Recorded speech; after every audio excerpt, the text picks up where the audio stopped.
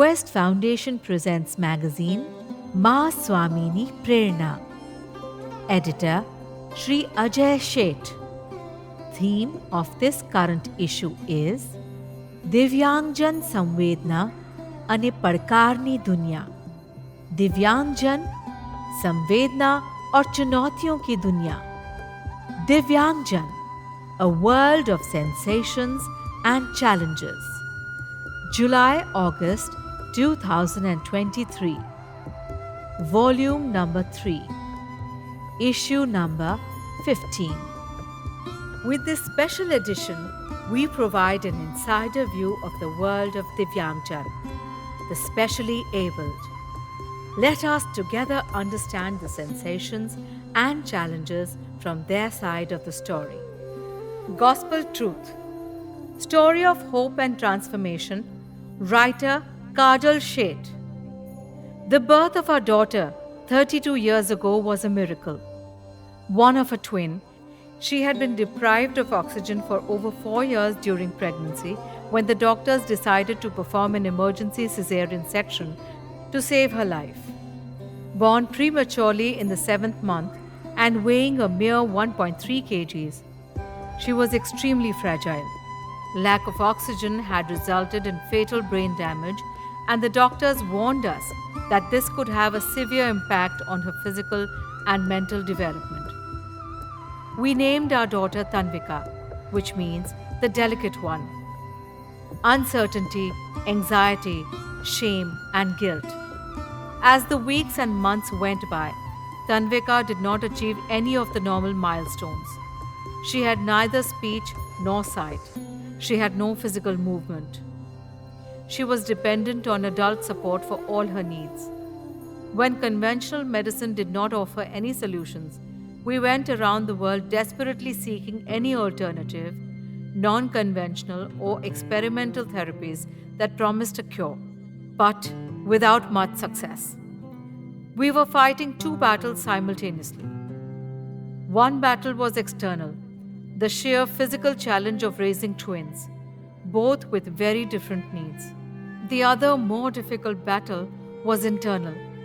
Why me? Was a constant question that ravaged our minds. We experienced periods of denial, resistance, and rejection towards our Divyang child. We were tormented by feelings of guilt, shame, anxiety, anger, and resentment. We were no longer free. We felt trapped by our circumstances. We were imprisoned in our own minds. Insight and calm acceptance.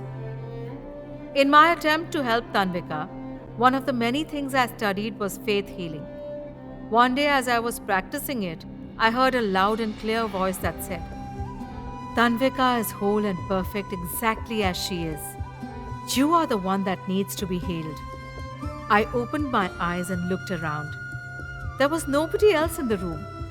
Yet, the impact of the words resonated in every cell of my being. In that moment, all feelings of guilt, shame, and frustration vanished. I started seeing Tanvika as differently abled, not disabled.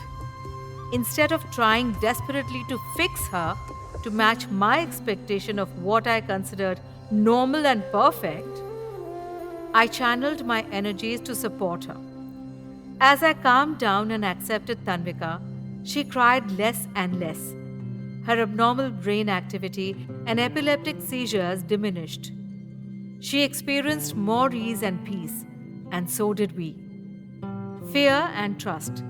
As years went by, the severity of Tanvika's physical and mental condition became more and more obvious. She was prone to frequent chest infections and pneumonia that resulted in her having to spend extended periods of time in hospital. It was during one such occasion when she lay critically ill. The doctors had given up all hope of her recovery. They warned us that she only had hours to live. As her life hung in balance, my mind went on a rampage. The internal voice in my head grew louder and louder and wanted my daughter dead. I would no longer have to take care of her or nurse her. I would be free. On the one hand, I could hear this overpowering mental chatter. And on the other hand, there were feelings of deep shame. What kind of mother was I to have such thoughts about my own daughter? All of a sudden, I had an experience that I will never forget in my entire lifetime. I experienced definitely that me and the voice in my head were not the same. I was no longer identified with my thinking. This is what ancient scriptures and modern mystics have been reminding us of constantly. We are not our body. We are not our thoughts.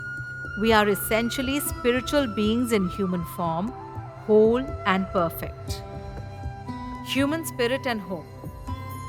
Tanvika has taught us that there is a dimension to human beings that is far greater than the physical form. The body can be damaged, misaligned, or broken, but the human spirit that lies beyond our physical form remains whole and untouched. This is the seat of resilience, courage, and hope. Resilience is a capacity that allows us to rise above any challenge that life throws at us.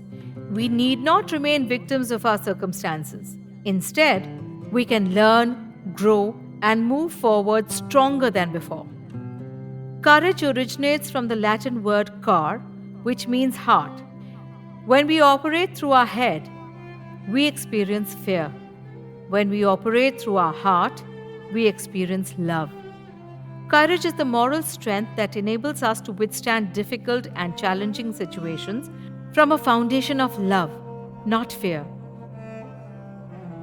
Hope is the ladder that allows us to rise above any situation and see possibilities and choices that we could not even imagine when we were buried in the pit of despair.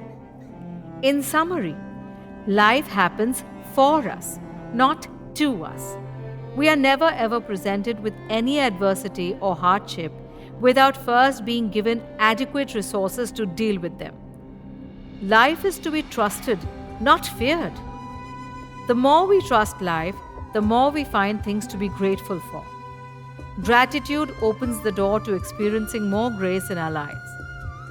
Tanvika has been a sacred gift in our life, a blessing that has awakened us to look beyond the human form, towards the qualities of the human spirit that are available and accessible to each and every one of us. When we awaken to this dimension, we live a life with more meaning, purpose, reverence, and joy. Love the vibe? Explore such interesting podcasts at www.questfoundation.org.in.